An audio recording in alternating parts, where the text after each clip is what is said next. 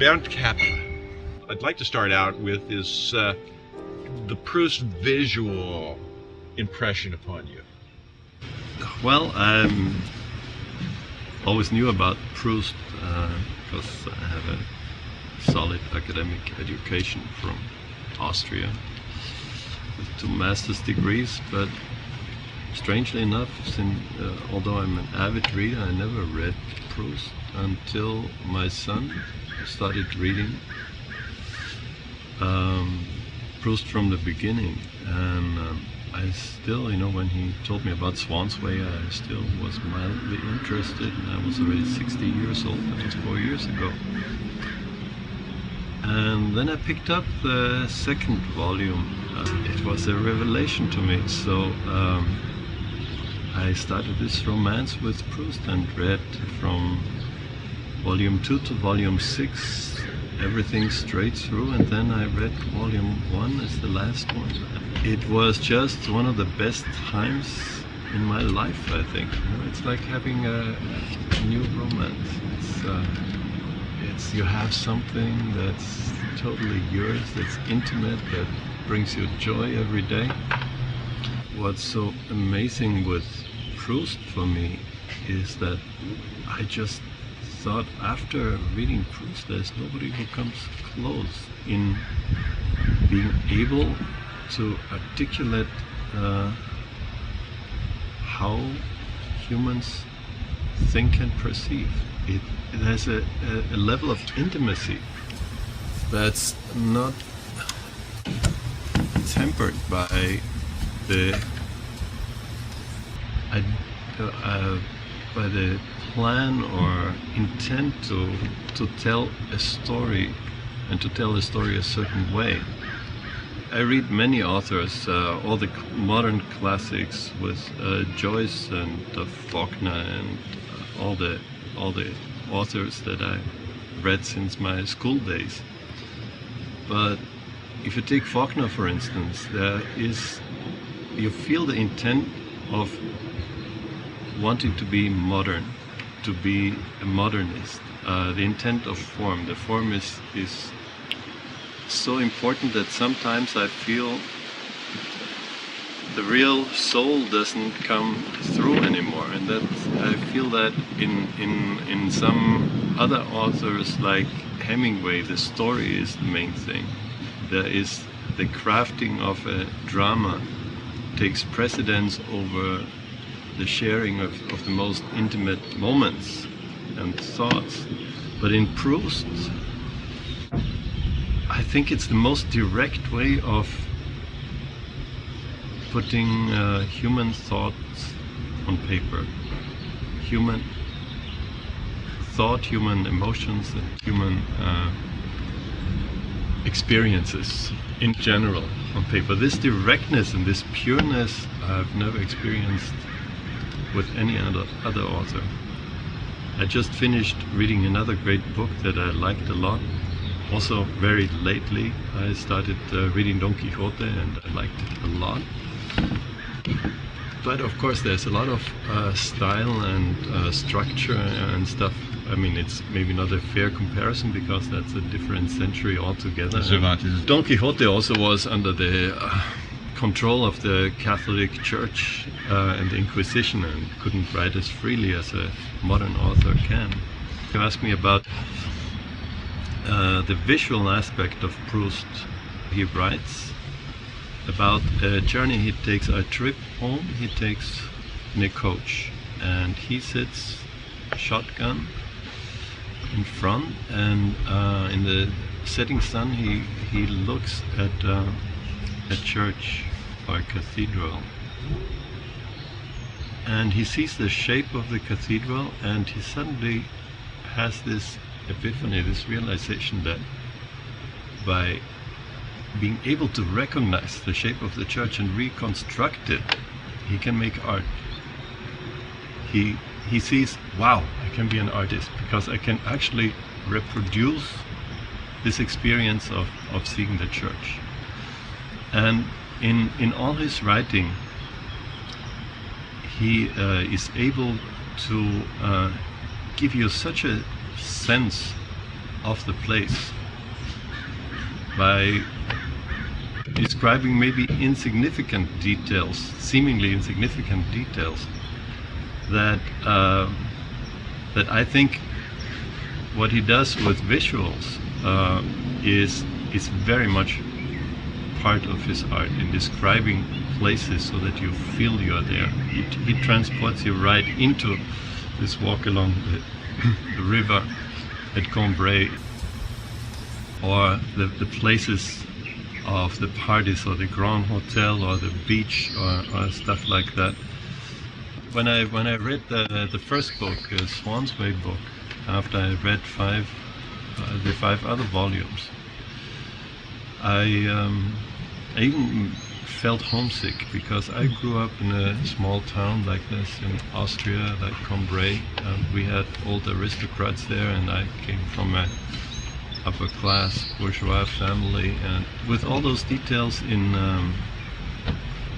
Swan's, in Marcel's world, I could really recall my own past, and in no way as beautifully as Marcel could. What a joy it was to me, thinking already of the delights of luncheon and of a walk along the shore, to see in the window and in all the glass fronts of the bookcases, as in the portholes of a ship's cabin, the open sea, naked, unshadowed, and yet with half of its expanse in shadow, bounded by a thin and fluctuant line, and to follow with my eyes the waves that came leaping towards me, one behind another, like divers along a springboard. Every other moment, holding in one hand the starched, unyielding towel with the name of the hotel printed upon it, and with which I was making futile efforts to dry myself, I returned to the window to gaze once more upon that vast amphitheatre, dazzling, mountainous, and upon the snowy crests of its emerald waves, here and there polished and translucent, which, with a placid violence, a leonine bending of the brows, let their steep fronts, to which the sun now added a smile without face or features, run forward to their goal, totter, and melt, and be no more. And on this first morning, the sun pointed out to me far off with a jovial finger those blue peaks of the sea, which bear no name upon any geographer's chart, until, dizzy with its sublime excursion over the thundering and chaotic surface of their crests and avalanches, it came back to take shelter from the wind in my bedroom, swaggering across the unmade bed, and scattering its riches over the splashed surface of the basin stand and into my open trunk, where, by its very splendour and ill-matched luxury, it added still further to the general effect of disorder. Have you ever had a book that made you take the dual experience so much that you lived your life as he lived his life? Never quite that strongly, but that's what really grabs you and takes hold of you in good literature, when you feel this is me he's telling about my life. That's the great experience that you have in art, when you recognize this. But with Marcel, I must say it came very close. There were many moments like this that I could really identify with his world, and what gives you so much pleasure and satisfaction is that it just evokes a flood of memories that you have yourself. And so what he experiences as the magic of making art and writing, to relive the present, the past in memories, and to discover reality in memory, is then something that you experience yourself with your own memories. But I had a lot of flashbacks like this with Proust, because many of the things just reminded me very strongly of my mother, my grandmother, my aunt, my whole village where I grew up, the country life, all that. I think one of my favorites, but almost my favorite character, and I think his most noble character in the book, is his grandmother. Yeah, my grandmother was a little bit like that. My grandmother really lived for her children and grandchildren, and when my brother and I moved to California from Austria, we still got presents from her, little packages, little parcels that would come every birthday, every Christmas. My grandmother was born the same year Einstein was born. I think it's 1879. So I guess that would be maybe the age of Proust's mother, something like that. And Einstein really is, the birth of Einstein is really the birth of modernism. So you have Einstein, you have Freud, you have Proust, Picasso. and you have Picasso. And it starts right at the eve of World War I, you know. And until the end, Paris was pretty much untouched by World War I, and the parties were still going on, and the war was something that happened somewhere else.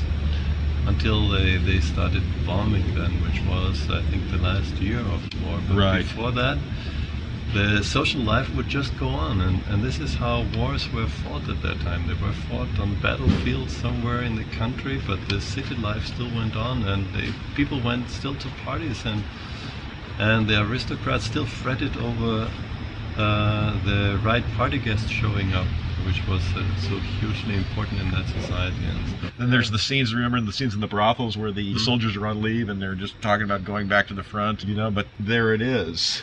One of the things that I loved about this book the most was lifelike in the sense of, I think of Morel. And Morel was this cad all through this, although he had this magnificent talent to play the violin, but he was this cad, and he was a shirker at every opportunity, a shirker, and then he goes to the war. Remember, they were going to get him the Legion of Honor, and he, you know, falsely before he'd done it. But he goes to the war, and of course, he turns out to be a hero. You know, you would expect him to fall or him to dodge out of it, but he goes. Saint-Loup dies. And Saint-Loup dies, and Morel is the hero. Yeah. You know, the and guy who took advantage of everybody all the time. Yeah, and so, that's just so lifelike. The author Proust seems to describe persons for what they are, and he's fascinated by all of them. He doesn't say, this is a fascinating character and this is a boring character. No, he was fascinated by all of them, and he was fascinated. He's fascinated by their contradictions too. Yeah, he says, I like boring things, you know. So he describes, for pages and pages, he describes boring parties when nothing happens really. Yeah, and it's equally fascinating to read because it's really his thoughts and his perception. And it doesn't seem to matter what Proust thinks of, you know, what subject or what circumstances. It's always fascinating to listen to him and to read what he has to say. Because you've been in a situation like it. Yeah.